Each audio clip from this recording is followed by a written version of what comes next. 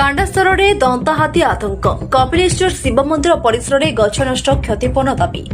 ଅନୁଗୁଳ ଜିଲ୍ଲା ବନପା ବ୍ଲକ କାଣ୍ଡାସର ଗ୍ରାମରେ ଥିବା ବାବା କପିଳେଶ୍ୱର ଶିବ ମନ୍ଦିର ପରିସରରେ ଶନିବାର ରାତିରେ ଏକ ଦନ୍ତାହାତୀ ପଶି ଆତଙ୍କ ସୃଷ୍ଟି କରିଥିଲା।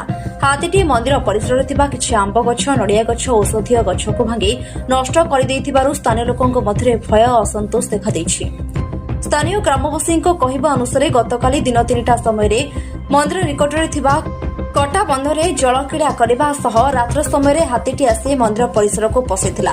ଏହି ସମୟରେ ମନ୍ଦିର ଆଖପାଖରେ ଲାଗିଥିବା ବିଭିନ୍ନ ଗଛ ଓ ଚାରାକୁ ଭାଙ୍ଗି ନଷ୍ଟ କରିଥିଲା। ଘଟଣା ପରେ ଗ୍ରାମବାସୀମାନେ ବନ ବିଭାଗକୁ ସୂଚନା ଦେଇଥିଲେ। ମନ୍ଦିର ପରିସର କ୍ଷତି ନେଇ ଗ୍ରାମବାସୀମାନେ ବନ ବିଭାଗକୁ ଯଥାଚିତ କ୍ଷତିପୂରଣ ପ୍ରଦାନ କରିବା ସହ ଅଞ୍ଚଳରେ ଦନ୍ତାହାତୀ ଚଳାଚଳ ରୋକିବାକୁ ସ୍ଥାୟୀ ପଦକ୍ଷେପ ନେବା ପାଇଁ ଦାବି କରିଛନ୍ତି।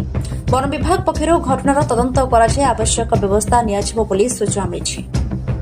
ଅନୁଗୁଳ जिला प्रतिनिधि अजित कुमार भोईंक रिपोर्ट स्टार1 टीवी।